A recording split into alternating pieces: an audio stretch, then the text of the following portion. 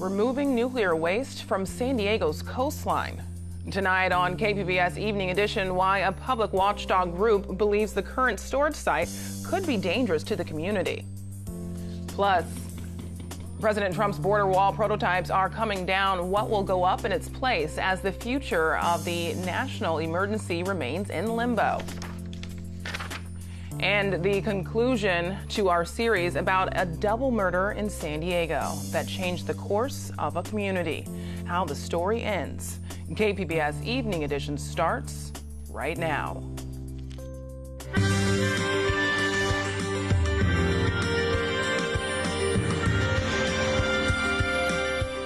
Good evening. It's Wednesday, February 27th. Thanks for joining us. I'm Ebony Monet. Tonight, another organization is raising concerns about nuclear waste here in San Diego. KPBS reporter Priya Sridhar explains why a public watchdog group is concerned about the shuttered San Onofre nuclear power plant.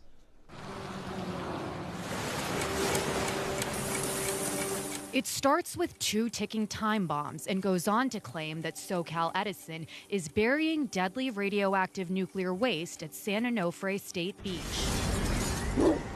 That's the new 15-second television advertisement released by Public Watchdogs, a nonprofit dedicated to public transparency.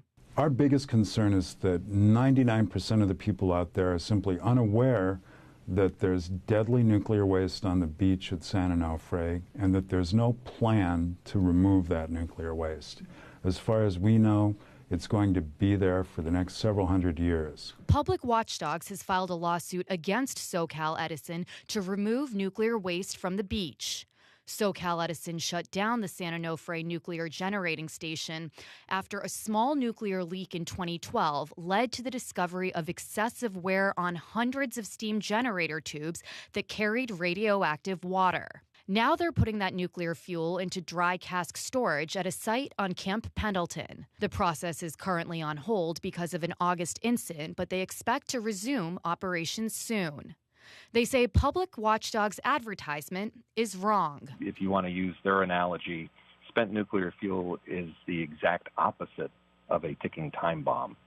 The radioactivity of spent fuel is slowly decaying, in effect becoming less radioactive over time, not more. So in that regard, they get the basic science wrong. The Nuclear Regulatory Commission, the agency overseeing the process, told KPBS in a statement that the ad's claims have no basis in fact. Public Watchdogs disagrees. The group filed a lawsuit against SoCal Edison to stop the dumping. They hope that the TV advertisements will generate public interest to sign a petition to stop the process. Priya Sridhar, KPBS News. Public Watchdogs expects a decision on the lawsuit in the next few months. The 8 border wall prototypes in Otay Mesa are coming down. You might recall contractors erected them in 2017. Now they're set to be demolished. KPBS border reporter Jean Guerrero explains what's replacing them. The prototypes for President Trump's wall are being destroyed behind me. President Trump actually visited this site last March to tour the site of these prototypes. He praised them and said they would help him build his impenetrable border wall. U.S. Border Patrol says the prototypes have served their purpose now that they've been tested for how well they resist breaching and climbing to inform future border wall designs. They're being torn down to make way for a 30-foot secondary wall. San Diego already has double-layered fencing at the border, but the barriers are being replaced with new ones that are double the height and incorporate features of the prototypes, according to Border Patrol. So it's going to give our agents a lot more confidence in where the area they're working. It's also going to provide more safety for the agents and safety for our communities here in San Diego. When the prototypes first went up, Trump administration officials said they were virtually impassable. But KPBS obtained government documents showing they'd all been deemed vulnerable to at least one known breaching technique.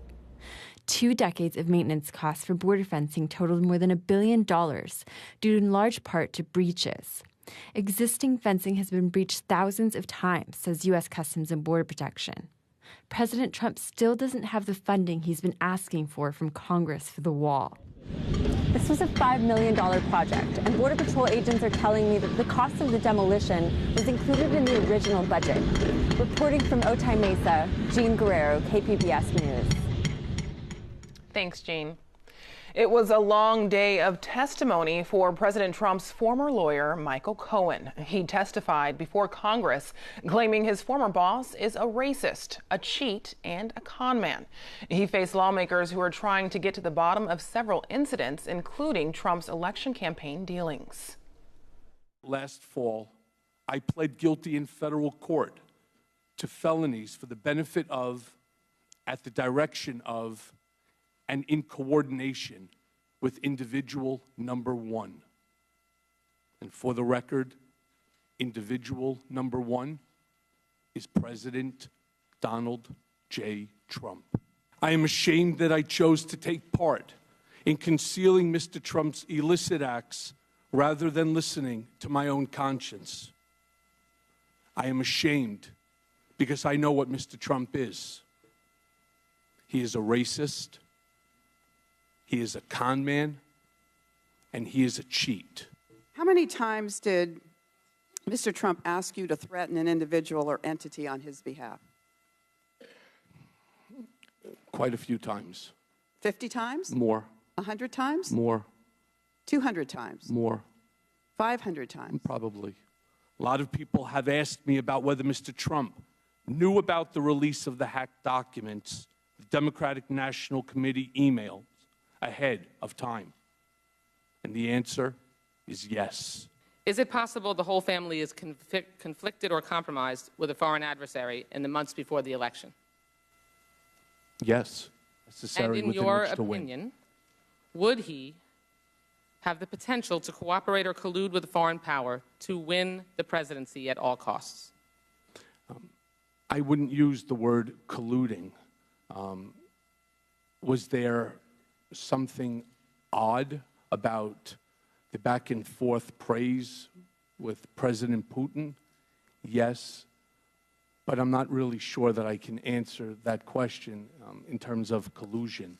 Never in a million years did I imagine, when I accepted a job in 2007 to work for Donald Trump, that he would one day run for the presidency, to launch a campaign on a platform of hate and intolerance, and actively win. I regret the day I said yes to Mr. Trump. I regret all the help and support I gave him along the way. The president has not responded to the testimony. PBS NewsHour will have more analysis on the Cohen testimony tonight at 7. President Trump and North Korean leader Kim Jong-un met face-to-face for the second time in a year. The two arrived for a summit in Vietnam yesterday. Today, they held a joint press conference. The U.S. is asking North Korea for complete denuclearization, while North Korea wants relief from U.S. sanctions. President Trump says he has high hopes for the negotiations. Well, I want to just say it's an honor to be with Chairman Kim. It's an honor to be together in really a country, Vietnam, where they've really rolled out the red carpet, and they're very honored to have us. And it's great to be with you. We had a very successful first summit. I felt it was very successful. And some people would like to see it go quicker. I'm satisfied, you're satisfied. We want to be happy with what we're doing. But I thought the first summit was a great success, and I think this one hopefully will be equal or greater than the first. And we made a lot of progress, and I think the biggest progress was our relationship is really a good one. The two leaders will sit down again on Thursday. We're looking back at the murders of two San Diego women killed 15 years ago in a gang shooting. In the final installment of the series, KPBS investigative reporter Claire Tragesser looks at what's next. Late one evening a few months ago, I climbed into a big white church van with Reverend Ray Smith. He's been leading the United Missionary Baptist Church in Skyline for 15 years and was going to drive me around the neighborhood. He started our drive with a prayer. Come on, let's have a word of prayer. Father, we just pray now that you would bless us as we travel, as we tour the district. We pray for safety and security. Pretty quickly, it seemed like we needed it. Reverend Smith was not the best driver. Soon after we started out, we almost rear-ended a car. And a little while later, he attempted to make a U-turn on a narrow street in his giant boat of a van. Did I make it? Yeah, I made it. Yeah. But it looked like we would really need God's mercy when Reverend Smith stopped driving and got out of the van. To show us the lack of lighting in a park, he walked us into the pitch black, up to a couple sitting at a picnic table with their pit bull. This is what we get at nighttime. We got one little bitty light right here, but the whole park should be lit. We got people here, but yet we don't have enough lights, or either put a fence around the park completely. Do something. We also stopped in a vacant lot to have a conversation with a man who seemed to have just done some drugs. I saw him put a vial into his pocket when we pulled up, and he kept sniffing as we talked. You out there on them drugs, man. The heroin has got you. Oh, it don't got me. I got heroin. Reverend Smith's point in all of this was to show that there are still a lot of improvements his community needs. He says, yes, the shooting at Dr. J's caused the community and the rest of the city to wake up. It really kind of painted a picture that the criminal enterprise system was growing right in our faces. And so I think that's what it did, as well as the fact it showed that there needed to be some more community intervention, more police intervention, more business intervention, more political interventions. But he says, as happens so often, after a few years, people stopped paying as much attention and apathy set in. I think it got better, but then it got worse. Yeah, it got better for almost 6-8 months, a year, 2 years, and then it got worse. He says there's still crime in his neighborhood, still a lot of problems he'd like fixed. He sees them everywhere he looks. Abandoned phone booths he wants removed, trash in vacant lots, and not enough streetlights. But one thing that definitely has changed in the more than 15 years since the Dr. J shooting, gang violence has gone down. There were 17 murders that police attributed to San Diego gang members in 2002, the year leading up to the shooting, and 31 drive-by shootings. In the next few years after the shooting, those numbers continued to climb a little, but they peaked in 2007 and then started really dropping. There haven't been more than 10 gang murders a year since 2013. And in 2017, there was just one. The mayor, the district attorney, and the San Diego Police Department have too much invested in the prison industrial complex. Layla Aziz says it's time to rethink how the city does its policing. She's a head of the criminal justice reform advocacy group, Pillars of the Community, and a longtime resident of Southeast San Diego. She thinks there should be reduced sentences for a lot of crimes, less policing of gangs. She says over-policing people turns them into criminals, when really we should be helping them not become criminals in the first place. So actually the policies have hurt more than they've helped. And the lock everybody up and throw away the key does not help. We're still going to deal with the problem 10 years later because you've left their children traumatized with no guidance. I mean, it'd be nice if we got to a time where we didn't need police or need as many. Not surprisingly, Lieutenant Manny Del Toro sees police's role in the community differently. But I think part of the reason why crime is down is we do keep the pressure on. Del Toro has been with the San Diego Police Department for almost 30 years and spent a lot of time in the Southeastern Division. He says continued enforcement is necessary, but he also wants police to focus on other parts of the job than just arresting people.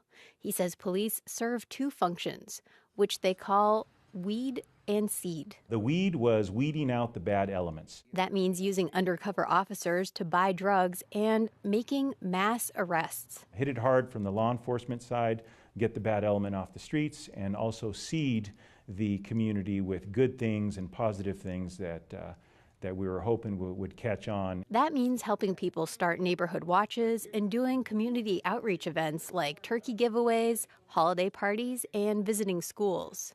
And this, he hopes, can be the future of the police department, that they can hire more officers who are interested in serving the community, not just enforcing its rules. More than 15 years after the Dr. J shooting, a lot of people are thinking about what's next. People like Aziz and Reverend Smith are thinking about what they need for their community, how they want the government and police to change, how they want more local jobs and improvements like streetlights and trash pickup. Then there's James Carter, the man convicted of the double murder at Dr. J's, but says he didn't do it. He is out of appeals in his trial, but he and his mother still have hope that a group like the Innocence Project might take his case. Carter was also just transferred to another prison near Bakersfield. Jail officials won't say why, but it will make him closer to his family, so maybe his son can visit. It caused my mom to grow up and become a lot stronger. The families of the women who were killed in the Dr. J shooting are looking forward too. Janice Waits, the young girl who was in the car, is in college now and wants to be an environmental lawyer. I think that if my grandmother had been alive, she probably would have got to enjoy her 20s a little bit more and would have been a lot less stressed out because she had a kid with her. So I think it helped her in a lot of ways, but again, it hurt her in some ways too. And her mom, Tanya Waits, who lost her mother in the shooting, says she is trying to focus on the future, trying to do the best she can to take care of her own children. She said it only hurts her to look back. Claire Tregesser, KPBS News. For a longer version of the story and the rest of the series, subscribe to our podcast, San Diego Stories, or go to kpbs.org/J.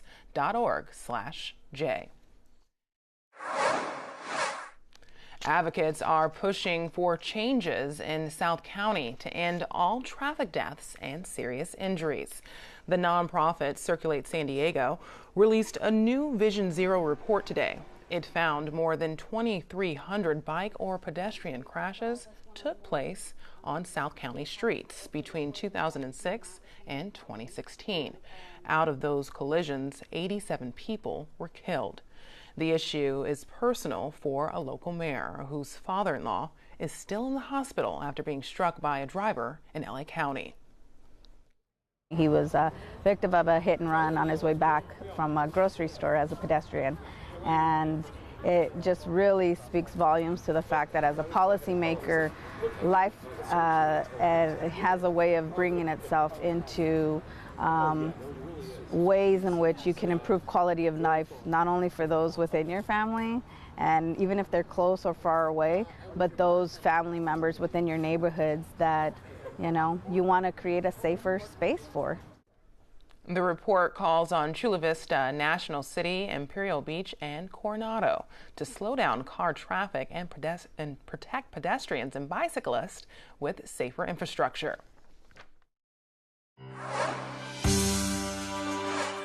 It was a beautiful day here in San Diego.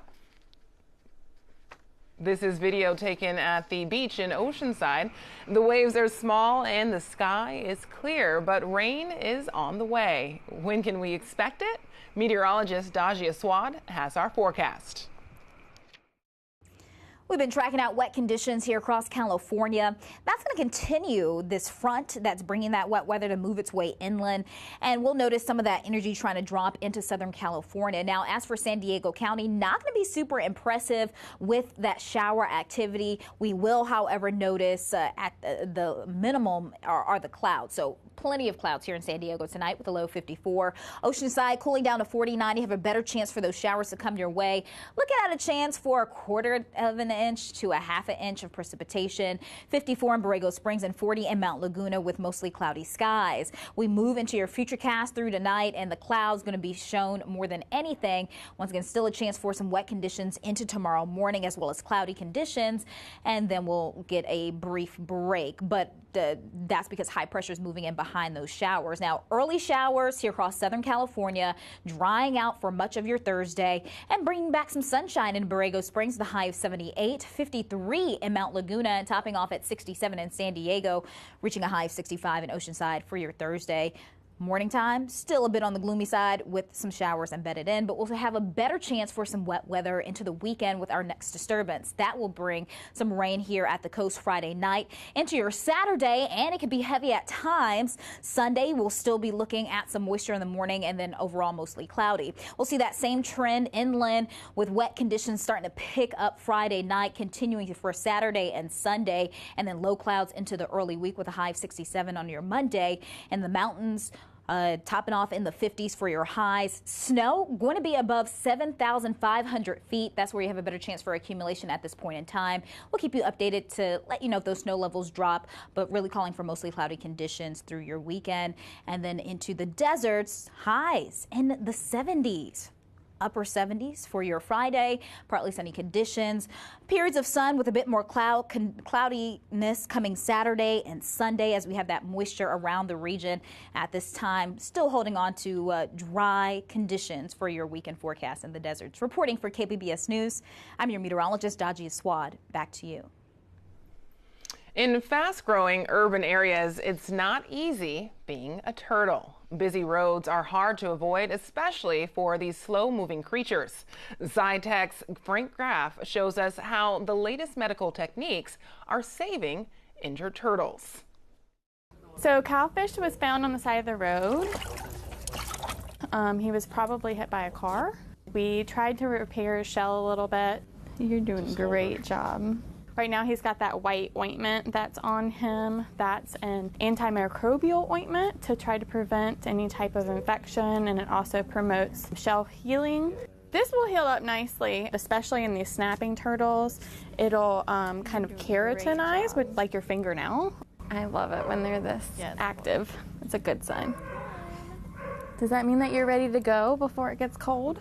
A lot of times when they're sick, they're not, especially snapping turtles, which can be a rather more aggressive species than the other species that we see. When they're sick, they're not as snappy. So when they get to be snappy like this, that's a good indication that they're ready to be released. Medical science mixes with common sense to care for injuries in this most unique of hospitals. This is part of the reason why we do it. It's a way to go ahead and give back to our community. Since overpopulation is occurring, we're kind of taking more of their habitats. And so this is one way we can make up for what we're doing by healing the turtles and giving them a better life and putting them back in an area that's a little bit more safe. This is the Turtle Rescue Team at North Carolina State University's College of Veterinary Medicine. It's housed in a corner of the Veterinary Health and Wellness Center. Roughly 80 student volunteers make up the team, handling everything from intake and triage to care and release. Do you know how many stitches he had total? I didn't look at the chart. I think I got 4 out. I think there's one more right here. The team cares for more than 500 injured turtles every year. About half of those injured turtles will recover and be returned to the wild. If you look at his shell here, this is a shell fracture he probably got from being hit by a car. We fix that up. You can see there's 2 little holes right here. That's where we drill through the shell to bring the shell together. That way we can help it heal. And then if you look at his front, he's missing this leg. Sometimes when they get car strikes, they can get a little bit of nerve damage. And so what we'll do when we see that is we'll first treat him with an anti-inflammatory in case like the nerves are just damaged because there's swelling around them. But this guy, his leg never really recovered, so we decided to go ahead and amputate it. Vehicle strikes are the #1 cause of turtle injuries. Strikes by lawn equipment rank second. Dog attacks are #3.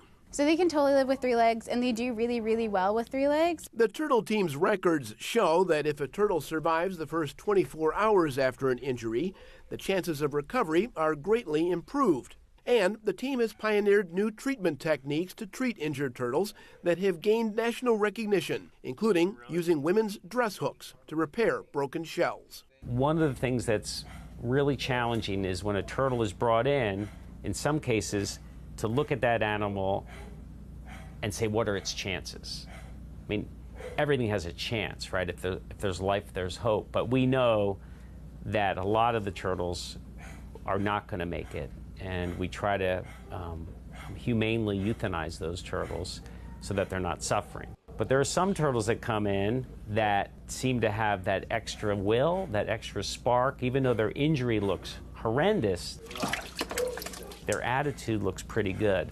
And we'll give those turtles a chance. So they're good patients in that they are really tough. Turtles have been around for millions of years. They haven't changed a lot. They can live a long time.